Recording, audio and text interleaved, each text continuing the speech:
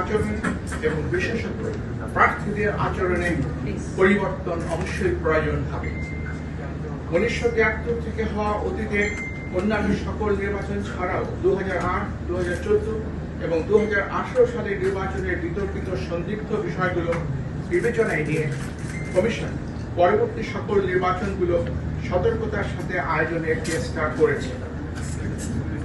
জাতীয় এবং স্থানীয় সরকারের বিভিন্ন স্তরের নির্বাচনে দিনের বেলায় ব্যালট পেপার প্রেরণ, কতিপয় উপনির্বাচনে ভিডিও পর্যবেক্ষণ, ইভিএম এর ব্যবহার দেশের সকল জেলায় একই দিনে, তবে প্রতিটি জেলা প্রশাসনিক সীমানার মধ্যে মাঝে 3 থেকে 5 দিন বিরতি দিয়ে 5 থেকে 6টি ধাপে নির্বাচন অনুষ্ঠান, সরকারি কর্মকর্তাদের ব্যাপকভাবে রদ ইত্যাদি গৃহীত ব্যবস্থা নির্বাচন অবাধ, নিরপেক্ষ ও সুশৃঙ্খল করতে অনেকটাই সহায়ক হয়েছে। নির্বাচন মূলত একদলীয় হওয়ার কারণে রাষ্ট্রপতি বা সরকারিভাবে প্রভাবিত করার প্রয়োজন ছিল না। আমি স্পষ্ট করে বলছি, নির্বাচন যেহেতু একদলীয় ছিল, কাজে এই নির্বাচনকে সরকারিভাবে প্রভাবিত করার কোনো আবশ্যকতাও কার্যত ছিল না। নির্বাচন দলের ভেতরেই হয়েছে, মধ্যে হয়নি, উইদিন হয়েছে, বিটুইন হয়নি।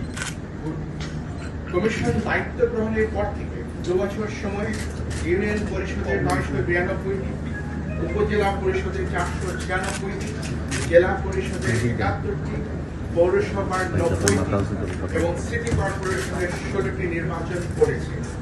নির্বাচনগুলোর সততা, সিদ্ধতা, নিরপেক্ষতা, অবাধ হওয়া নিয়ে অতীতের ন্যায় ব্যাপক বিতর্ক বা সমালোচনা হয়নি।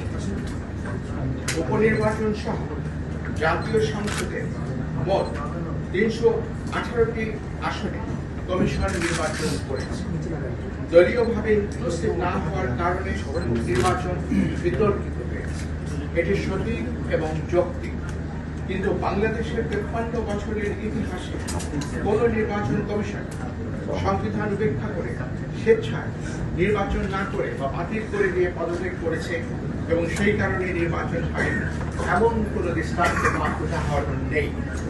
সরকার বারবার বলেছেন ব্যাপক সংস্কারের মাধ্যমে নির্বাচন ব্যবস্থাকে ঢেলে সাজাতে হবে। আমি আরেকবার উচ্চারণ করে বলছি, সরকার বারবার বলছেন ব্যাপক সংস্কারের মাধ্যমে নির্বাচন ব্যবস্থাকে ঢেলে সাজাতে হবে।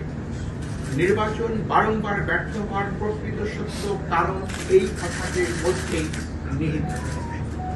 কমিশনের সদস্যরা সংবিধান মেনে দায়িত্ব পালন করে থাকে। আমাদের